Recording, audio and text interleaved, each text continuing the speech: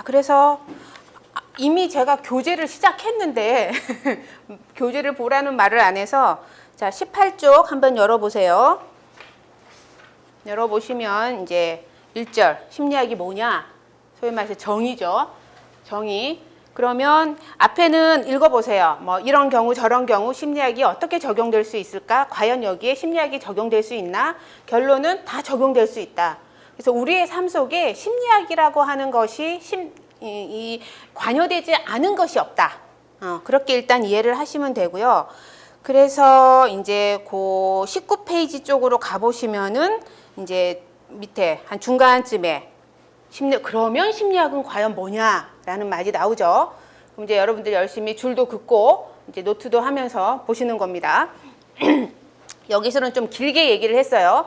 인간과 동물의 행동과 그 행동에 관련된 어떤 과정을 연구하는 학문인데 어떤 과정? 생리적이고 심리적이고 사회적인 과정을. 그러니까 결국은 프로세스, 어떤 다양한 프로세스, 어떤 프로세스? 인간과 동물의 행동.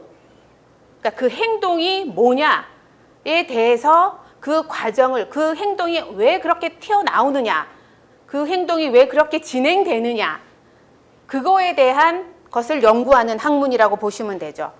그런데 여기서 우리가 행동이라고 하는 것을 여기 이제 교재에도 나와 있지만 행동은 넓은 의미의 행동이 있고 좁은 의미의 행동이 있어요. 그래서 처음에 시작은 행동은 뭐예요? 여러분이 생각할 때 그야말로 신체적인 움직임. 이게 행동이죠. 그런데 그거는 이제 외적 행동이죠. 외적 행동. 이거는 이제 신체 움직임. 이렇게 보신다면은 외적인 거 반대말 내적. 내적 행동이라고 하는 게 있어요. 즉 내적 행동은 눈에 보이지 않아. 사실 행동은 눈에 보이는 것인데 그건 좁은 의미에서 그런 거고 안으로도 뭐가 움직인다는 거지. 내적으로도. 그래서 움직임이라고 하는 의미에서 보면은 이것도 행동은 맞는데 눈에 보이지 않고 내면에서 정신적으로 흘러가는 거기 때문에 내적인 행동. 즉 대표적으로 뭐가 있을까? 여러분들이 생각하는 것, 사고, 뭐 동기, 뭐 기억, 감정, 뭐 정서라고도 하겠죠. 이런 것들 우리 안에서 굉장히 많이 일어나죠. 지금 이 순간에도 겉으로만 보면 여러분들은 그냥 가만히 앉아 계시거나 고개를 끄덕이거나 필기를 하시거나 이런 외적 행동이 보여요. 그거는 이제 누가 봐도 눈에 보이는 거죠. 그런데 여러분 안에 지금 뭐가 흘러가고 있어요?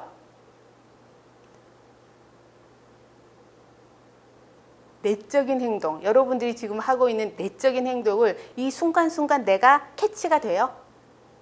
안 되죠. 이게 훈련이 좀 되면 되는데 지금 제가 이렇게 얘기를 하는데 선생님, 여러분들 앉아갖고 필기는 하고 고개는 끄덕이면서 저 선생님 말 되게 많네. 뭐 아니면 너무 까분다.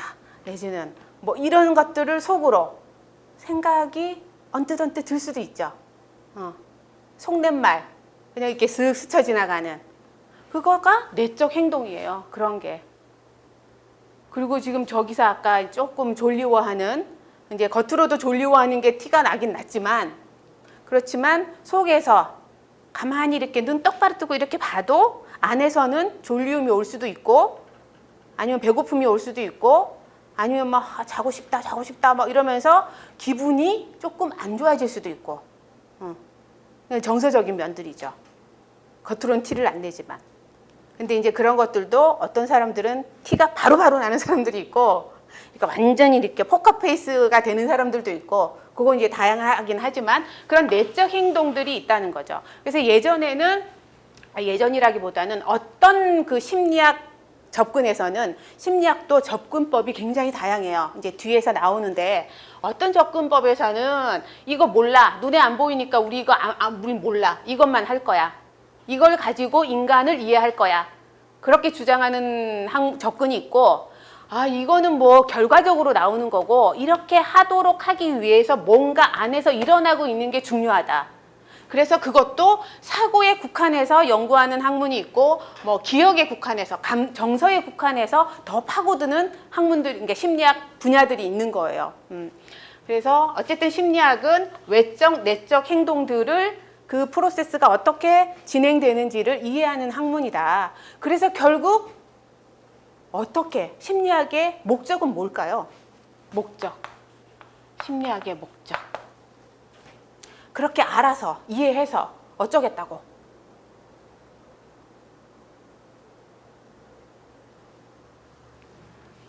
모든 인간을 다루는 학문은요, 다 똑같아요. 인간을 좀 더 낮게 생활할 수 있도록 돕기 위한 거예요. 심리학도 마찬가지죠. 그래서 삶이 좀 더 개선될 수 있도록 돕기 위해서, 복지를 위해서 우리가 이 모든 학문들을 하는 겁니다. 경제학, 정치학 다 목적은 같아요. 그렇기 때문에 이거를 잘못 악용해서 인간을 조종하기 위해서라던가 인간을 굴복시키기 위해서라던가 그 메커니즘을 알아서 그렇게 악용이 되면 이제 전쟁도 나고 이제 온갖 그 이상한 일들이 생기는 거죠. 그래서 우리는 궁극적인 목적은 삶의 개선이에요. 인간 삶의 개선을 위한 거다. 그렇게 하기 위해서 이제 심리학을 하는데 여기서 이제 그 얘기가 조금 이제 단어가 밑에 나와 있어요. 그 밑에서 둘째 문단 밑에서 둘째 줄. 제 말이 이해가 되십니까? 거기에 과학으로서의 심리학이라고 하는 말이 나와요. 심리학은 과학입니다. 침대만 과학이 아니라 심리학도 과학이에요. 그래서 아까 말한 철학하고 과학의 철학이라고 하는 것과 심리학이라고 하는 것의 차이는 계속 인간이 뭐냐라고 질문 던진다 그랬잖아요. 근데 얘도 이런 이름을 달고 인간이 뭐냐라고 막 질문을 던지는 학문이거든요. 그리고 이건 최근에 나왔어. 거의 19세기 말. 우리가 최초의 심리학 시작이 1879년 요 정도로 얘기를 하고 있는데 현대 심리학이 태동이 된 게, 그러면 이거는 BC 몇백 년 전부터 나왔던 이 철학하고 심리학 둘 다 질문은 똑같아. 인간은 어떤 존재인가? 인간은 왜 그러는가? 근데 아까 잠깐 말했죠. 철학은 검증이 어려워요. 검증이 어렵다. 그런데 심리학은 과학적인 접근을 사용하기 때문에 그러니까 자연과학적, 처음 시작은 자연과학적으로 시작을 했고 과학적 접근을 사용하기 때문에 검증을 할 수 있다.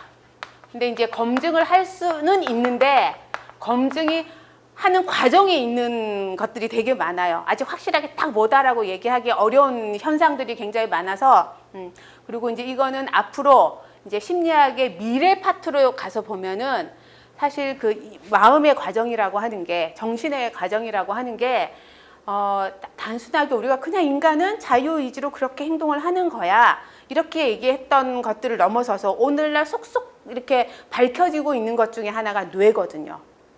신경과학, 뇌신경과학. 그걸로 인해서 인간은 굉장히 영향을 많이 받고 있다.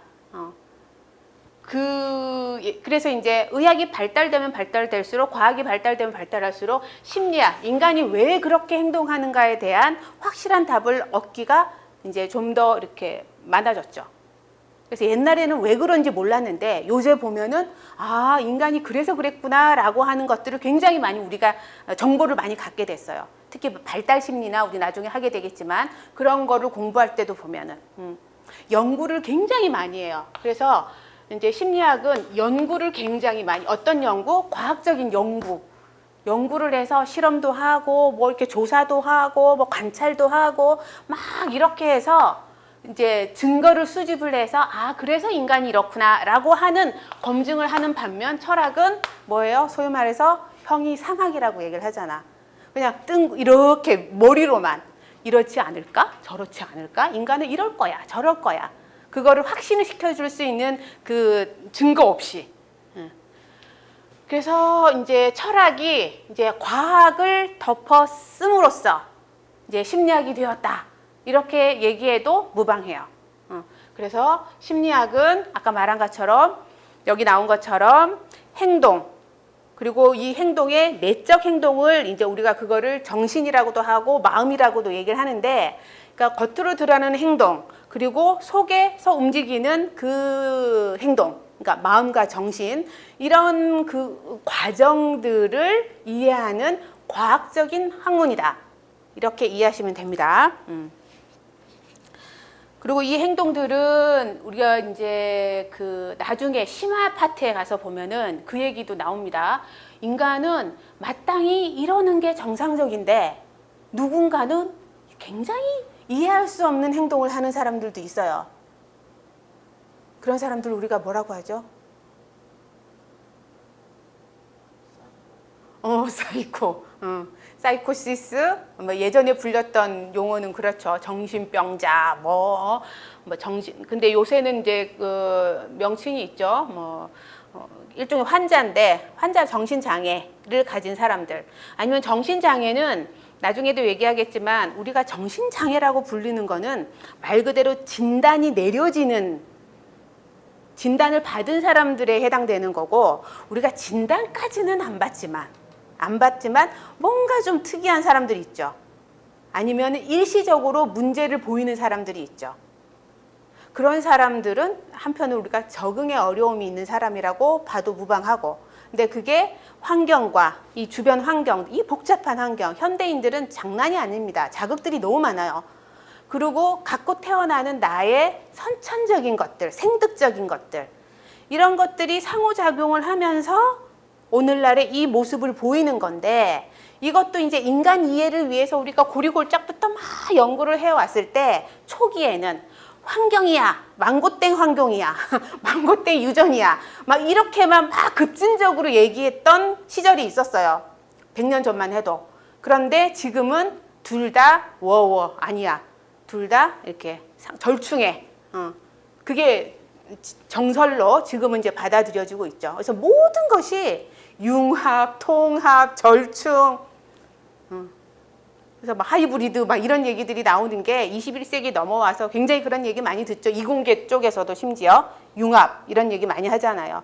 왜냐하면 인간이 살아가는 데 있어서 뭔가 하나를 낱낱이 분리시켜서 이해해봐야 뭐 나름 도움이 되겠지만은 이렇게 쪼개갖고 이해해봐야 소용이 없다는 게 오늘날의 그 태도예요. 인간을 바라보는. 통합적이다, 인간은. 부분적으로 떼서 생각해 볼 수 없다. 근데 이제 우리가 부분적으로 떼서 생각했던 그 시절 얘기부터 쭉 해올 거예요, 이제. 그래서 이런 차이가 있었고, 그래서 이제 과학으로서의 이제 인간의 행동을 탐구하는 학문이다. 이렇게 얘기를 할 수 있고, 정상적인 것, 비정상적인 것, 그런 행동들도 다 포함해서요.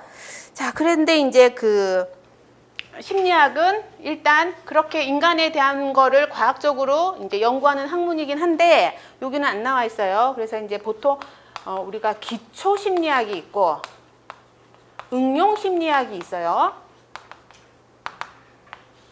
자, 기초 심리학은 말 그대로 정말 기본적으로 연구나 어떤 그 절차들을 통해서 우리가 이론적으로 끌어낸 어떤 원리들,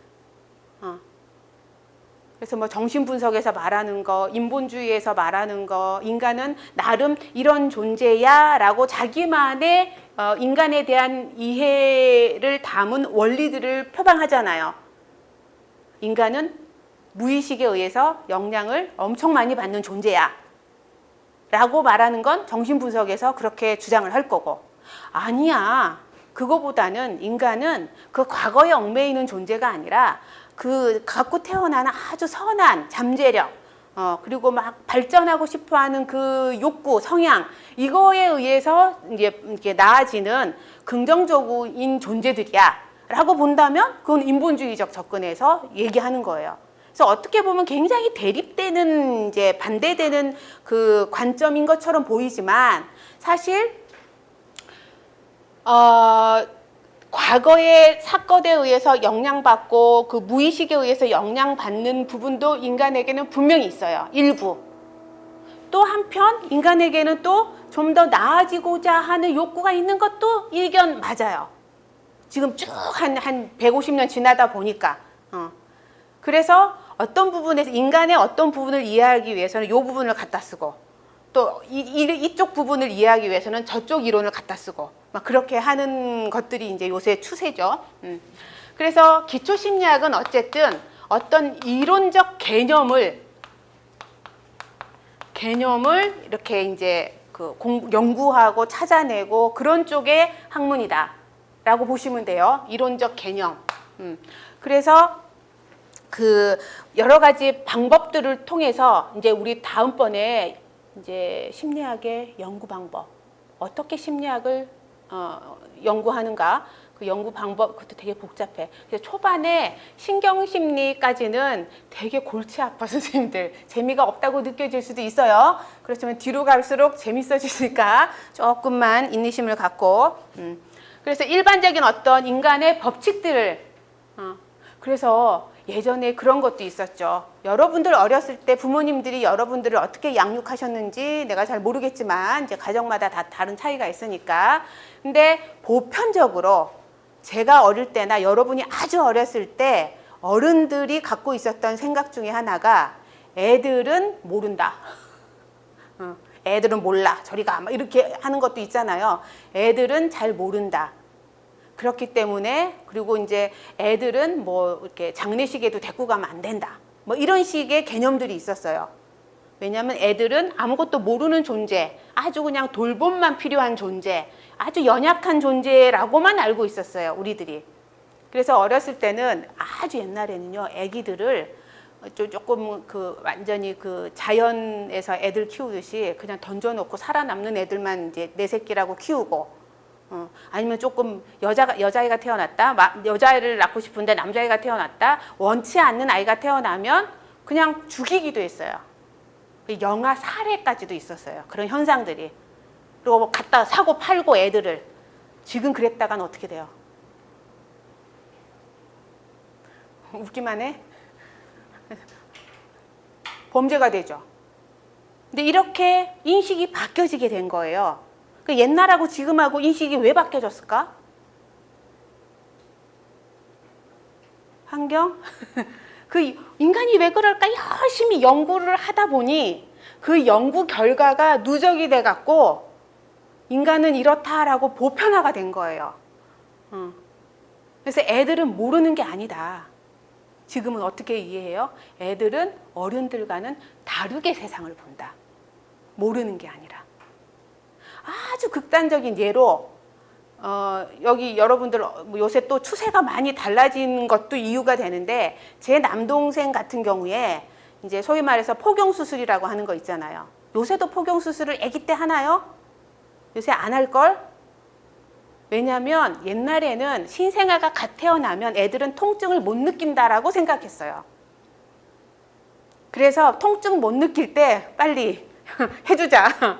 그래서 태어나자마자 바로 이렇게 해주거나 그런 포경수술을 그렇게 했다고요. 그런데 요새는 연구를 막 하다 보니까 세상에 애들은요 뱃속에서부터 통증, 감각을 다 알아. 다 느껴요, 감각을. 통증에 대해서도 굉장히 고통스러워해요. 그걸 알아냈단 말이야. 이런저런 실험이나 연구를 통해서. 그러니까 요새 그 갓난 애기한테 어떻게 칼을 대? 안 하죠, 요새는. 그런 식으로 연구들을 쭉 이렇게 하면서 인간은 어떤 성향을 가지고 있고 어떤 원리에 입각해서 어떤 메커니즘을 갖고 이런 저런 현상들을 보이는구나 라고 연구하는 게 이제 기초심리학에서 하는 것이고, 그 다음에 응용심리, 이 원리들, 이 이론들을 가지고 실제 현장에서 적용시키는 학문, 심리학. 아까 얘기했던 범죄심리학, 소비자심리학, 뭐 광고심리, 아니면 임상심리, 상담심리, 학교심리, 이런 것들은 대부분 그 연구를 통해서 찾아낸 원리들을 가지고 우리 세상에 접목시키는 거죠. 그래서 우리 여러분 목차 한번 보세요. 목차를 보면 심리학이란 무엇인가 빼고 그 2장부터 해서 큰 제목만 보세요. 신경과학, 그 다음에 감각지각, 학습심리, 기억, 언어적 사고, 발달심리, 동기와 정서, 성심리. 성심리는 우리가 나중에 다시 얘기를 할 텐데, 요거는 이상심리에, 그러니까 예를 들면 뒤에 나오는 이상행동의 심리학에 포함시켜서 한꺼번에 할 거예요. 요거만 따로 빼서 하지 않고. 그리고 이제 성격, 뭐 지능, 이 정도 나오죠. 이렇게 나오는 것들이 어떻게 보면은 기초심리적인 부분에 해당이 되고, 뒤로 가 있는 이상행동의 심리학, 건강심리, 이상행동 치료, 뭐 사회심리학, 특히 사회심리학은 약간 이제 좀 반반적인 부분이 있는데, 요 뒷부분에 해당되는 거는 이제 응용심리. 그러니까 앞에 나왔던 그런 기초 원리를 가지고 이제 접목시켜서 현상에 적용을 하는 거죠. 그러니까 실제에다가. 이제 그런 식으로 심리학은 이렇게 굉장히 다양한 파트에서 많은 것들을 다루고 있는 학문입니다. 자, 그러면 그 다음에 아까 이제 제가 역사에 대해서 조금 얘기를 하겠다고 말씀을 드렸는데 이제야 드리게 되네요. 자, 그러면 이제 역사는 따로 교재에 나와 있는 게 아니고 제가 이제 말씀을 드리면서 판서도 하면서 이제 해볼게요. 그리고 이제 여러분들 매주 이제 시작하기 전에, 그러니까 오늘은 이제 처음 시작이니까 이렇게 하는 거고, 다음 주부터는 첫 시작 전에 그 한 5분이나 10분 정도 이제 복습 겸 점검 겸 제가 이제 유인물을 가지고 올 거예요. 그래서 예습을 하는 것도 참 좋은데, 예습과 복습이 우리가 학습을, 그러니까 반복 학습하는 거니까 이제 중요하긴 한데, 저는 예습과 복습 중에 굳이 선정을 하라면은 복습 쪽을 저는 강조를 해요. 복습을 할 때 훨씬 이게 효과가 높아지는 것 같아요. 예습은 내가 모르는 상태에서 하는 거기 때문에 시간이 많이 걸리거든요. 그래서 이제 예습은 그냥 저랑 같이 이렇게 수업 시간에 하고, 그다음에 이제 돌아가셔서 복습을 하시는 건 필요해요. 그리고 또 다른 복습으로 마지막 점검으로 일주 뒤에 저를 만난 첫 시간에 한 5분이나 10분 정도 제가 나눠드린 약간 퀴즈 형식의 유인물을 보고 그냥 이제 메꿔 넣기 이런 거를 점수 따로 내고 막 이러는 거 아니고 그냥 점검 차원에서 하는 거예요. 그걸 하면 여러분들이 내가 뭐가 더 필요한가에 대한 이제 인식도 되니까 저는 그게 필요하다고 생각해서 할 겁니다. 그래서 다음 주부터 할게요, 그거는. 그리고 이제 동영상 들으시는 여러분들도 제가 이제 여기다가 뭡니까? 유인물을 미리 줄 테니까 나중에 출력해서 여러분들도 같이 보시는 것도 괜찮아요. 자, 그래서 이제 역사적인 거를 좀 보면 아까 철학 얘기를 잠깐 했었어요, 그죠? 그래서 심리학의 뿌리는 어쨌든 철학입니다. 그래서 철학의 이제 심리학, 이거는 이제 뭐라 그래야 되나, 그 철학적인 입장에서 아까 누구 얘기했죠? 그러니까 소크라테스는 조금 이제 다른 개념이고, 이제 그 플라톤하고 아리스토텔레스. 자, 이거는 노트를 하세요, 여러분들. 노트가 따로 없구나. 빈칸에 열심히 쓰셔야겠다. 여러분들 다음에는 노트장을 하나 따로 구비를 하시는 게 좋을 것 같아요. 그래서 이렇게 있는데, 이제 플라톤은 이 사람의 대표적인 그 저서 중에 유토피아 막 이런 거 있죠. 뭐 낙원 뭐라 그러지? 하여간 그래서 굉장히 이상형적인 거를 이제 표방했던 사람이고, 이 사람은 굉장히 이제 그 이후의 경험 이걸 강조를 많이 했던 사람이에요. 그래서 우리가 정보를 지식을 습득하는 데 있어서 플라톤과 아리스토텔레스가 이제 스승 제자 지간이긴 하지만 표방하는 논점은 조금 대비가 됐어요. 그래서 이분은 이제 생득설을 많이 강조를 했고요. 이제 갖고 태어난다 주의죠. 그래서 이미 다 있다. 그래서 그쪽을 찾아가자. 이제 이런 거고, 그다음에 아리스토텔레스는 경험론자죠.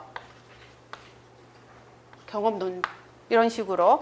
그래서 이게 나중에 이제 중세기로 넘어오면서 우리가 소위 말해서 중세기를 다른 말로 뭐라 그래요?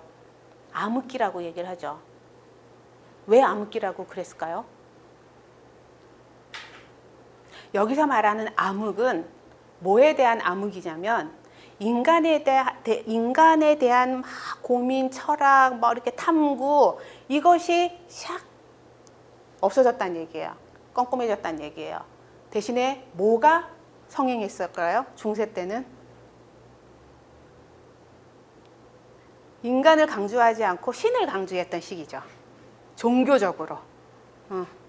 그래서 이제 하나님의, 그러니까 그 신의 뭐라 그러지? 그 자식으로서 내가 인간이 어떻게 행동해야 하나, 그런 쪽에 이제 강조점이 되었던 거고, 그래서 그리스 로마 시대에 그 풍성했던 인문학적인 것들이 이제 암흑으로 들어갔다. 그래서 중세기를 암흑이라고 하고, 그 암흑기가 끝날 무렵 그 다음이 무슨 기가 와요?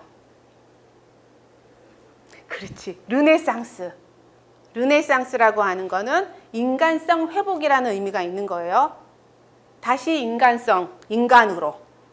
그게 르네상스. 그래서 한 17세기 이후 이제 넘어가게 되면은 다시 철학들이 인간에 대한 고민으로 막 이렇게 이제 얘기가 나와요. 그래서 이제 대표적인 사람, 여기 데카르트 들어보셨죠? 데카르트. 이 사람의 유명한 말, 뭐가 있죠? 나는 생각한다. 고로 나는 존재한다. 이게 무슨 의미인 것 같아요? 생각하기 때문에 내가 존재한대. 내가 여기에 있기 때문에 내가 생각하는 게 아니라 내가 생각을 하기 때문에 나는 있는 거래.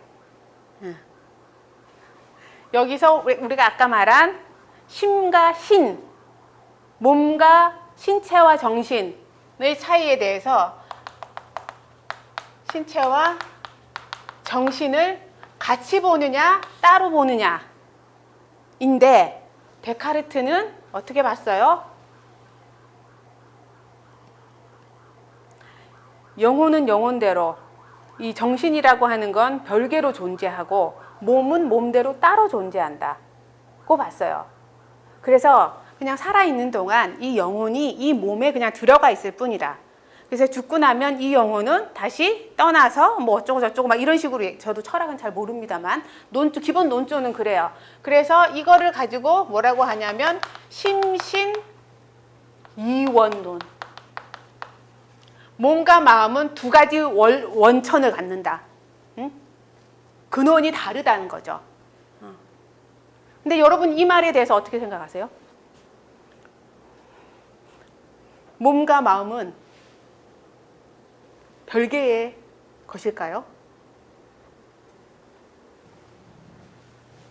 오늘날, 그래서 나중에 이제 그 톰 홉킨스라고 하는 분은 아니다. 신체와 정신은 같은 뿌리다. 같이 있는 거다. 심신 일원론. 둘 다 철학자입니다. 어쨌든. 토마스 홉스다. 톰 호킨스가 아니고. 토마스, 미안해요. 홉스. 그냥 홉스라고 하는 게 낫겠다. 성이니까. 홉스. 그래서 이 사람은 심신 일원으로 봤어요.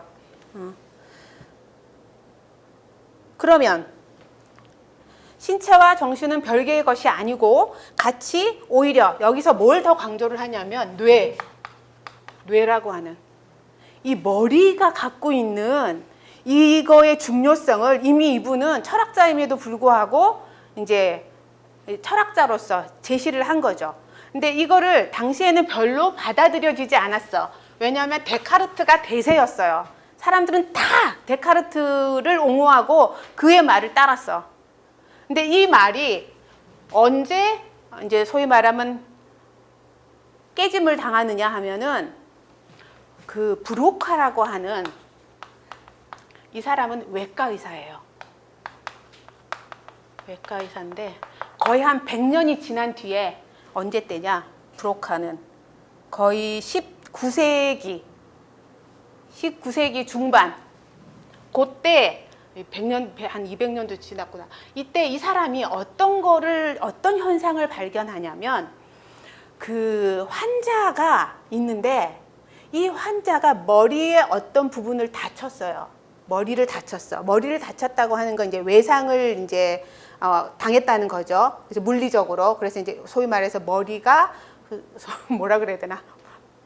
빠개졌다 그러나 뭐 교통사고 나거나 이럴 때 이제 많이 다칠 수 있잖아요. 근데 뭐 어떤 이유에서든 뇌에 다 망가진 건 아니고 특정 부위가 이렇게 손상이 된 환자가 있었어. 근데 이 사람은 말을 하는데 말을 딴이라는 말밖에 못해요.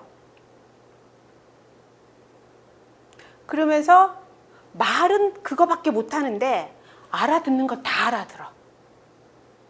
다 알아듣고 실제로 멀쩡하게 수행도 다 해.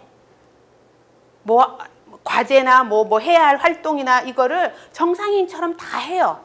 다 알아듣고. 근데 표현하는 거를 딴 이 말밖에 못하는 거야. 그래서 그 사람 별명이 딴인처럼 돼버렸고 이제 이 사람 이름은 끝까지 알려지지 않았다고 얘기하는데 그래서 보니까 이 사람이 뇌에 어디 부분을 다치니까 이거 표현하는 걸 못하더라. 이 언어도 마음의 과정 중에 하나거든요. 정신 활동 중에 하나인데 이게 너무 신기한 거죠. 그러니까 이 뇌라는 게 인간의 행동에 영향을 엄청 주는구나라고 하는 실제적인 증거를 이렇게 보여준 거죠. 이 사례가 이 브로카라는 사람이 의사가 탄이라고 하는 그 탐이라는 말밖에 못해서 탄이라는 별칭이 붙은 그 환자의 사례를 가지고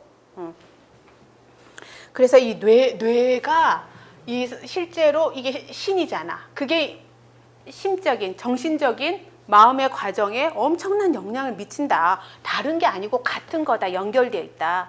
이게 결국은 나중에 현대에 여러분 정신, 신체, 가설? 뭐라고 해야 되나? 정신, 신체 이론이라고 하는 것도 있는데요. 이게 뭐냐면 스트레스 이론에서 주로 쓰는 거예요.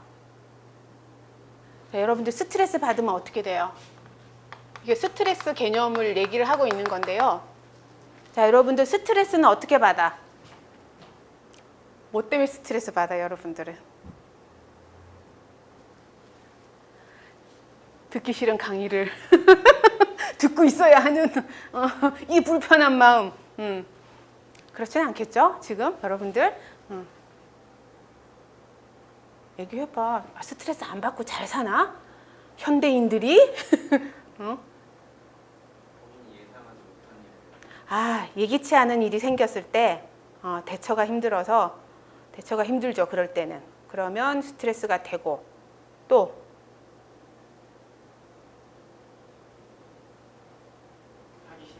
그래. 하기 싫은 거 할 때. 나중에 우리 스트레스 파트도 있죠. 그럴 때 이제 뭐 그 스트레스 변인들과 관련해서 또 공부를 할 텐데 스트레스 이론에서 말하는 것 중에 하나가 이 심신 이론론을 강력 지지하는 왜냐하면 스트레스는 정신적으로 받는 거잖아요. 그러니까 몸으로 받는 게 아니라고 누가 나를 찌르고 나를 뭐 이렇게 베고 뭐 목을 조르고 막 이래서 내가 몸이 다치는 게 아니거든요. 그냥 이렇게 환경적으로 뭔가 자극이 나의 어떤 그 뇌든 몸이든 뭐 하여간 그 정신적으로 와요. 그러니까 심리적인 걸로 와. 그런데 결과적으로 몸이 아파. 근데 영혼이 이상해지는 게 아니라 영혼만 이상해지는 게 아니라 몸이 아파. 그래서 소위 말해서 우리 그 40대 50대 그 아버님 세대야 삼촌 세대야 40, 50대가 아니면 큰형님 세대인가? 그 세대에서 과로사 그리고 고연령대에 소위 말해서 성인병 이런 거 있잖아요. 특히 똑같이 먹는데 똑같이 활동하는데 그 사람들은 이제 이렇게 세대를 이렇게 지도하는 이렇게 이끄는 그 주력 그 세대로서 이렇게 부담이나 책임감이 굉장히 많은 세대들이죠. 그 세대가. 그런 것이 심리적인 압박과 부담이거든요. 그런데 몸이 반응을 하는 거야. 그래서 어떻게 돼요? 갑자기 이제 급사를 많이 하지. 그러기도 하고 실제로 의학적인 어떤 장애로 막 발전이 되기도 해요. 그래서 뭐 대표적인 게 암, 그리고 심혈관 질환들, 이제 심장과 관련된 혈관 그런 문제들, 그리고 이제 간단하게는 소위 말해서 우리가 뭐 환경이 너무 오염돼서 뭐 이런 얘기를 하긴 하지만 천식이나 뭐 비염이나 이런 것들도 스트레스성이 굉장히 많다는 거죠. 그래서 그런 걸 보면 정신이 고통을 받는데 몸이 아파서 뭔가 이게 연결돼 있다는 거죠. 전형적인 대표적인 예가 된다는 거죠. 그래서 근데 이제 물론 그래서 요새 그 병원에 가면 이렇게 의사 선생님들이 많이 얘기하는 것 중에 하나가 신경성이에요. 이렇게 얘기하는 거 있잖아요. 딱히 원인은 뭐 이렇게 뭐 물론 원인이 있다 하더라도 반응이 너무 과도한 경우도 신경성이 될 수가 있는 거지. 그래서 이제 스트레스를 푸는. 근데 이제 스트레스가 너무 쌓이면 이게 면역력도 떨어지고 여러 가지 문제가 생기니까 이제 스트레스 관리하는 게 또 이제 현대인들의 또 이제 업무 중에 하나가 됐어요. 이제 또 스트레스 관리하느라고 또 스트레스 받아. 뭐 이제 이런 식인 거죠. 자극이 너무 많아서. 근데 이제 그 자극들이 나에게 너무 부담감이나 압도감이나 이런 걸로 올 때 몸이 반응을 하는 것으로 나타났을 때 이제 이거를 정신신체 이론에서 말하는 심신 이론론을 강력하게 얘기해 주는 거다. 이렇게 보시면 되죠. 그래서 이제 이런 것들이 점점 이게 이제 의학적으로나 아니면은 이제 그 정신과적으로나 이게 나타나는 게 이제 증거로서 자꾸 이제 드러나니까 이런 그 뭐 연구 결과들이 이제 누적이 되면서 아 이렇구나 저렇구나라고 더 강력하게 얘기를 할 수 있게 된 게 얘는 아웃, 얘는 채택, 오늘날 그렇게 됐어요. 그래서 쭉 이렇게 이어져 왔고요. 그리고 또 한편으로는 이게 이제 어떻게 되냐면 이 생득설이라고 하는 건 한편으로는 한 17세기 똑같이 요 르네상스 시기나 17세기, 18세기 걸쳐서 이제 교육 철학, 역시 철학적 관점이긴 한데 인간을 특히 어린 아이들을 보는 관점에서 이제 또 다양한 관점이 생겨요. 그래서 플라톤의 이론을 쭉 따라오는 철학자들은 뭘로 가냐면은 생득설, 갖고 태어나는 거죠. 들어보셨을 거야. 루소, 장자크 루소, 에밀 쓴 사람. 루소라고 하는 철학자로 넘어가면서 이게 이제 성숙주의, 그러니까 자연주의, 자연 성숙주의. 요게 이제 나중에 현대 심리학으로 오면서 어떻게 가냐면 역시 성숙주의예요. 생리학적인 관점으로 변해요. 이게 관점으로 많이 변하고 여전히 이제 성숙주의라는 말로 불리기도 하죠. 여기는 아마 자연주의라고 예전에는 이제 얘기를 많이 했던 거고. 그래서 애들은 갖고 태어나기 때문에 억지로 막 얘를 이렇게 저렇게 하려고 하지 말고 자연에 그냥 이렇게 최소한의 안전막으로 이렇게 기본적인 것만 충족되게 해주면 애들은 알아서 잘 큰다. 이제 이런 식이죠. 그래서 우리가 많이 얘기하는 것 중에 다 쥐먹을 거 밥그릇은 갖고 태어난다. 뭐 이런 얘기도 이제 여기에 해당되는 것일 수 있고. 반면에 이제 경험론자로 이렇게 와서 간 경우는 로크. 이게 알아보기가 어렵나? 존 로크라고 하는 사람이 있어요. 여기도 J구나. 장자크니까. 존 로크라고 하는 사람이 이 경험론과 관련해서 물론 아리스토텔레스 때부터 그 얘기는 했어. 백지 상태, 타블라 라사라는 말로 백지 상태 이때부터 얘기를 했는데 요 얘기가 그대로 로크도 강조를 합니다. 백지 상태. 즉, 이 백지 상태는 뭐냐? 인간은 태어날 때 백지 상태로 태어난다. 아무것도 없다. 완전 생득설하고는 반대죠.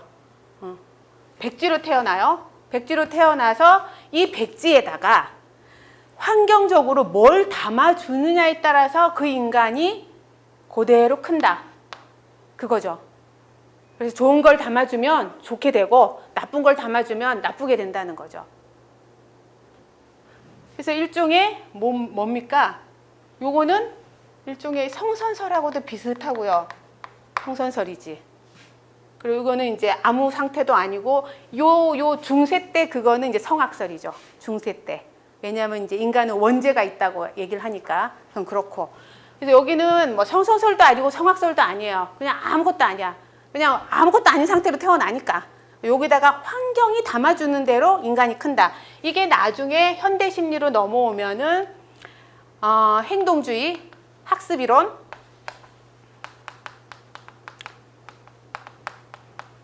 이런 식으로 연결이 되죠. 그래서 이제 왓슨이나 스키너나 이제 이런 사람들과 연결이 되고, 여기는 이제 뭐 게젤 뭐 이런 사람들이 있고, 그래서 이런저런 여러 가지 이제 또 이게 심신 이론 뭐 이런 여러 가지 그 또 이제 원리들 이런 것들이 찾아지면서 또 나름대로의 이제 인간에 대한 관점들이 이제 점점 분화가 되거나 뭐 이런 식으로 해서 이제 오늘날의 심리학으로 이제 연결이 되는 겁니다. 그래서 처음에 지금 시간이 어떻게 됐나요? 조금만 더 해야 되겠다. 그래서 이렇게 그 철학적으로 이렇게 뿌리를 갖고 있던 것들이 아까 말한 대로 과학이라고 하는, 아이고, 그러니까 우리가 르네상스 이후에 과학도 굉장히 많이 발전했죠. 그러면서 인간을 단순하게 형이상학적으로 이럴 거야 저럴 거야 라고 추론만 하는 게 아니라 정말 그런가 아닌가 라고 하는 기술들이 나타나게 된 거예요. 측정 도구들도 많이 이제 개발이 되고. 그래서 우리가 인간사에서 엄청난 문명의 전환 중에 하나가 현미경의 발견이라고도 얘기하죠.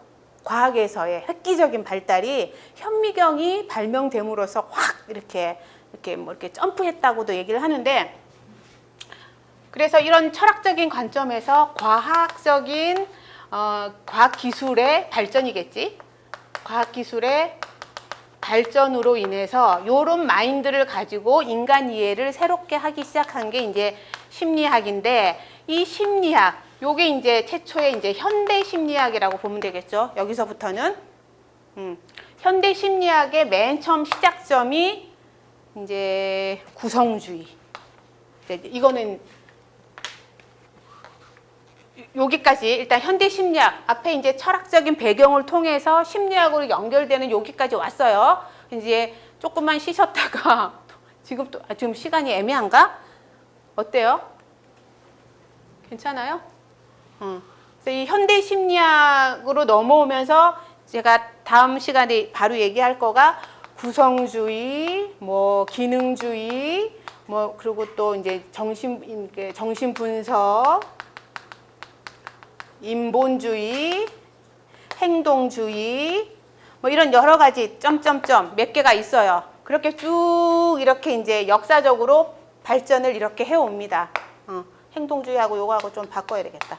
이런 식으로 해서 오는 그 흐름들을 이 현대 심리학에서 지금도 언급을 하고 있는 중요한 부분들이기 때문에 앞에 요 두 가지만 빼고는 이 뒷부분은 이제 현대 심리학의 주요 관점 중에도 이제 똑같이 해당이 되는 거라서 요거를 이제 역사적으로 훑어볼게요. 조금만 더 있다가. 그래요. 여기까지 혹시 궁금한 거 있으세요? 뭐 질문할 만한 거리들이 아직은 나오지 않았나? 그래요. 그러면 잠깐만 쉬셨다가 3교시 시작하도록 하겠습니다. 세 번째 시간.